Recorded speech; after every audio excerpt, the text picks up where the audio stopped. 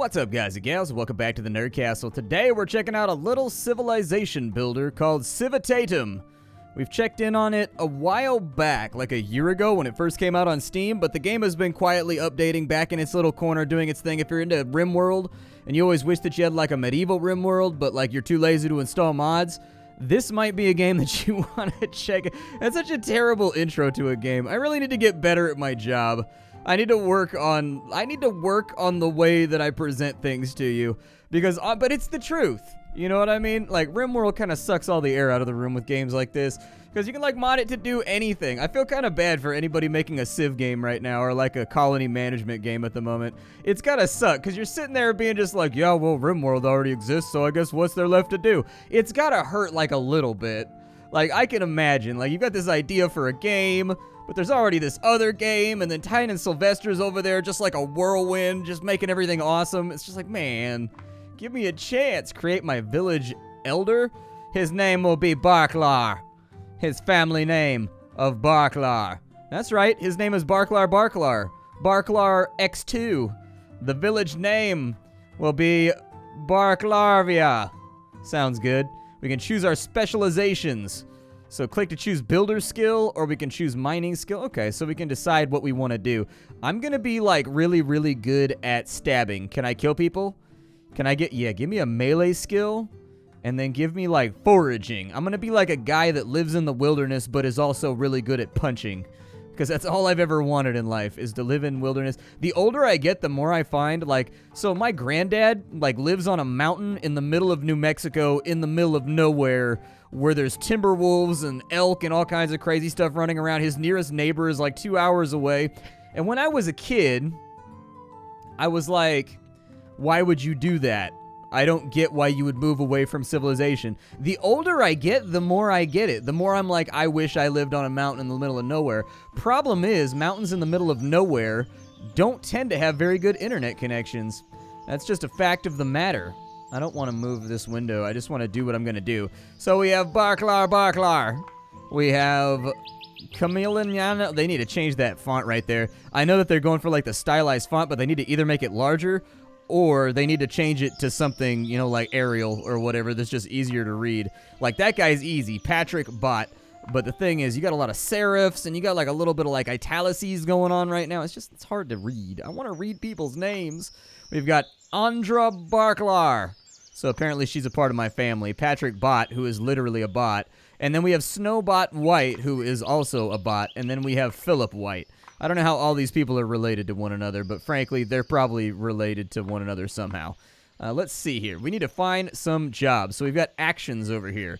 We can tell people to cut trees. I think that's a good idea. Cut trees and cut cheese. That's how we like to do it here at the Nerd Castle. And then I'm going to set people up to like forage a little bit, like go gather some foodles. And are you guys like just going to do that, or do I need to assign you to jobs? I need to assign them to jobs. Okay, that's fine. You know, whatever. That's cool. That's cool. I wonder if it assigns them based on what they're good at. I wonder if it does that, if it just like manually goes through the list and finds out what people's talents are, or if it just completely negates that and it's like, guess what, Surf? I don't care that you want to be a good musician. Have fun chopping trees for the rest of your life. Thank you, guys. I appreciate you guys going and working on the buildings. I appreciate that. It's very, very kind of all of you. We've got a stockpile right here. We should probably do a stockpile at some point. So your villagers have no access to a barn to store their berries. Weak. Super weak, you guys. Super weak. Well, chop down trees first, I guess. And since we can't store berries, I'm going to put somebody else on mining then. And then we'll give them a new job and we'll say, hey, go dig up some rocks so that I can start building some buildings and we can start to create civilization. Civilization. I'll stay right here. There you go. We got all the trees knocked down. There's no treeing areas. All right, so let's see here. Let's just move everybody over. Like, I'm going to be super lazy in this playthrough. And I'm just going to assign everybody to do one job for right now, so that things get done faster. It just feels important to me. It's kind of weird that you can't click on the stuff on the ground and see what it is. I keep like wanting to, like in a RimWorldy way. I'm like, I want to click on the ground over here and figure out like how many logs do I have right there? What are those? You know what I mean? I do think we need like some tooltips or something to pop up while we're mousing over the little objects. So that's iron, salt, and stone. Okay. Okay. Well, I'm going to tell you guys to go up here and stone it on up, my guys. There you go. You've got an endless stone mine right there. How many of you can work on the stone mine? Oh, like all of you can work on the stone mine. Nice! That's what I'm talking about right there. That's some good high-quality stone. Let's take a look and figure out what buildings we can make, too. We obviously need a stockpile. So let's start out with that. Stockpiled. Done. We have been stockpilinated. Let's move some jobs around. We'll have, like, 2 miners for right now. We'll have, like, 2 builders. And then we'll have, like, a wood chopper. And then we'll have, like, another wood chopper. That sounds good to me. That all seems like it's going to work out okay. You guys start bringing stuff over to the stockpile, getting things done. Apparently, it requires 0 iron in order to do that, and I think that's probably a really, really good thing. We also have a barn over on this side. All right, well, in that case, we're going to need more wood. We're going to need, like, way more wood. So chop it to trees. That's right, murder the trees. All of you guys that have been assigned to tree murder, I need you to tree murder like crazy for me, would you? And then we'll bring these rocks back. Oh, they can only carry 1 rock at a time. That's a hell of a rock if you can only carry 1 at a time. That's more of like a stone. It's a stone. So you guys just gonna, yeah, there you go. Diddle it with the hammer a little bit. This is how construction is done in real life. You can take it from me. I was a roofer before all of this internet stuff. All we do is go up on the roof and wave our hammer around like a wand, and all of a sudden there's a new roof on your house. And then we invoice you for it. It's the biggest, best-kept secret of the construction industry that nobody talks about because we don't want more people to get into it. We've got the market cornered right now. You go get a contractor's license, go up on a roof, and just wave your hammer and just watch the gods of the ceiling put a new roof on the house. There's no blowing insulation. There's no putting down, like, any type of battens or anything else like that. You don't need to put in tile. You don't need a saw. That's all irrelevant. You don't need that. Oh, look, there's a little Halloween pumpkin on top of there. Just being all festive. Just being a little pumpkin guy. Just being a little pumpkin guy. Can I rotate this building? Is that possible? Oh, my God. It looks like I can rotate the world. Am I rotating the world, though? I don't think I am. It doesn't look like we can rotate the houses. So, like, whatever. Put a house in right there. I assume that people are going to need a place to live. They have added new things to this game in the world of Barclavia.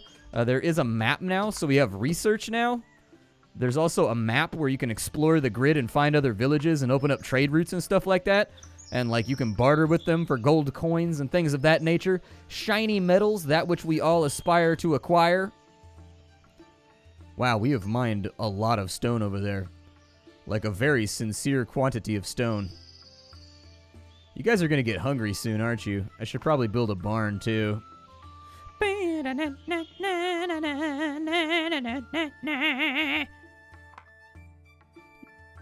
Everything medieval has that same song. Like every single one. That's like in every medieval thing, there is that song. Hey, can you guys go out and, like, chop some trees or something? There you go. Finish the house. I guess the tree choppers, they also obsessively bring wood back to the stockpile. I'm okay with that. I don't hate it. I think my people are going to need a place to eat from, though, and I think the barn serves as that functional place that they all require. Apparently it's 5 in the evening right now. It's possible that our skills at barn raising are not at the Amish level that I require in order to get this done by the end of the evening, but we're going to try really, really hard to make it happen. I wonder if I can hunt and stuff, too. Yay, we have a house.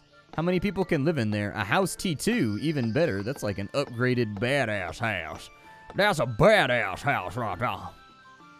Alright, you guys go gather things and bring them back over here and put them inside of this berry house. We have a human house, we have a material house, and now we need a house for berries. Get her done. I like to imagine with this medieval music in the background that we just have this one lazy guy as part of our society who all he does is just hang out and play the fife all day. Everybody else is laboring in the sun, sweat dripping down their face, getting sick from rock dust and pumpkin gas, and then, like, you know, this guy's just sitting over here, just rocking out. Villagers list and researches. Okay, so we've got improved barns, we've got improved buildings, but it looks like I require books for that. And I don't think I have very many books right now. Say what you will about my people. They're fantastic at wearing tunics. They're great at having capes. They're super awesome at dying before the age of 30. They're really, really good at that. They're like on the pro tour for that. They're getting like FIFA trophies for dying before 30. But that joke right there, that was for the European audience right there. Every time I talk about soccer and how it's not really like a thing in the US and it's like just now starting to get popular in the US, I get lots of comments. So you know what? I get lots of people that are like, listen, man, you got to do more Euro humor. And I'm like, all right, well, I don't know how to do that, so I'm just going to bring up soccer. Dunsies, are we all happy here? I brought up soccer. Does it please you, chat? Does it please you? All right, so I've put somebody on foraging. Go find me some food before everybody starves to death. They look like they have enough food and water for right now, but I've got a feeling they're going to need more. Yeah, I'll probably take like one of you guys off what you're doing right now. Oh, they're sleeping. Oh, that's cool. They break out their own little bedrolls when they sleep. I like that. That's a cool little detail. Apparently the Barklar family lives inside that house. It's good to be the village elder. The first house gets built, everybody else got to sleep on the ground because that's how things went in medieval times. Oh, there's a spooky ghost inside of our stockpile. Make him go away. Spooky ghost, go away. You're scary. I don't like you. Go away, spooky ghost. You are unwelcome, spooky ghost. You are unwelcome. How do I, like, unassign? There we go. We got a control click in order to unassign our zones. I'm going to go get some iron real fast because I feel like we're going to need that. Oh, there's also an unselect order. That probably would have been a good thing to know about. You know what else is a great thing to know about? Waking up at 4:30 in the morning like peasants used to work super hard. Actually, peasants didn't work that much. Like, they weren't, so I'm not trying to be a serf apologist here. Please don't get the wrong impression.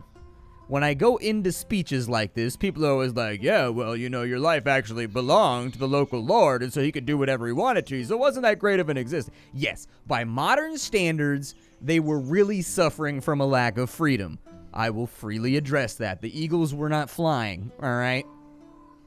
And if they were snatching your children in the depths of the morn, and then you had to summon the local hero in order to go get your kids back from the eagle. I get that. I get it. But what I'm saying is they didn't work as much as they make it out in modern media. They had like the planting season, they had the harvesting season, and then from there they pretty much just like chillaxed and fixed the Lord's fences like for the winter period and fall period. They didn't really do a whole lot. And then spring would come back in, they'd plant again, bam bam bomb, easy peasy, lemon squeezy.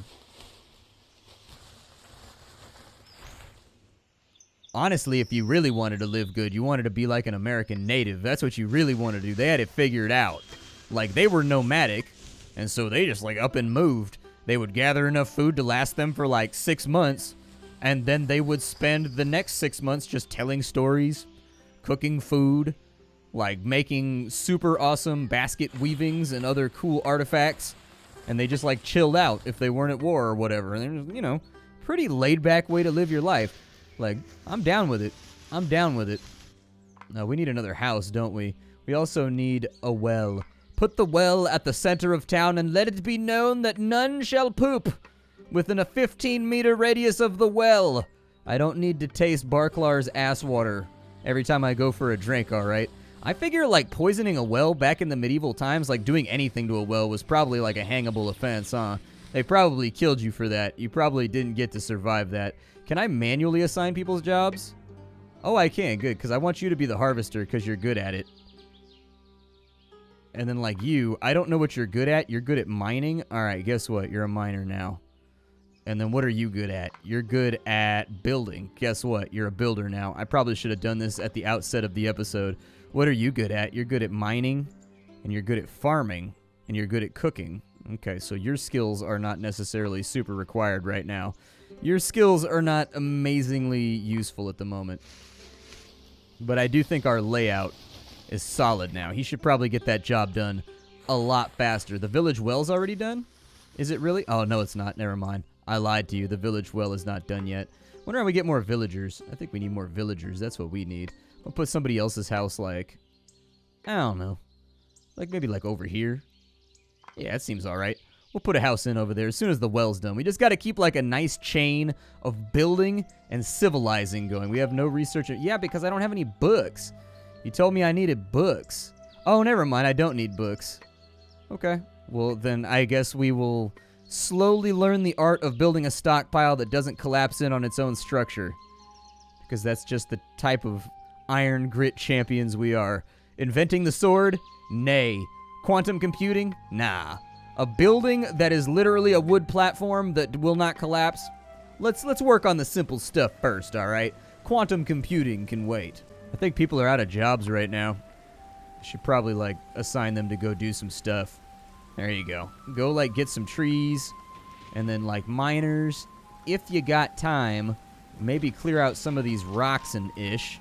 And then berry gatherer. I swear to God, you better gather like your life depends on it, because technically you are the lifeblood of this colony. Without you, how will the berry mines flow? The berry mines must never retreat. The berry mines must hold in the face of all attrition. The game's actually made a lot of progress, though. It feels better than it did the last time that I played it. I would like to see little things like being able to rotate buildings and being able to click on buildings and see the interior and having people going inside and, like, interacting with things. In all honesty, I'd actually probably prefer to be able to build custom buildings as well and just assign my own stockpiles. But it seems like rather than going the RimWorld way of 100% sandbox, it seems like they're going with kind of print-out buildings that would lean this more in kind of like a city skylines direction, I guess, or like in a Cliff Empires direction, where like, yeah, there are colony management aspects to the game, but the city planning and the city building portions are very much kind of like blueprinted. You need certain things in certain areas to make people happy. A little bit of the old kingdoms and castles vibe to it, I guess. I feel like we have enough iron right now. We have 82 food. Mousing over this and having it tell you how long that'll last would be a really nice thing. That would be a feature that would please me. And like that, our house construction is underway. Soon, we will live in a real building, and we will do it out of the sun.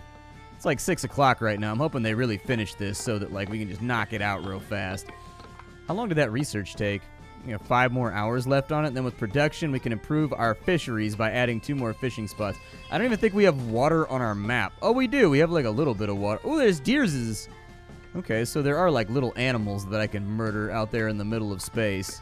How much does this thing actually hold is my question. It seems like it holds a bit.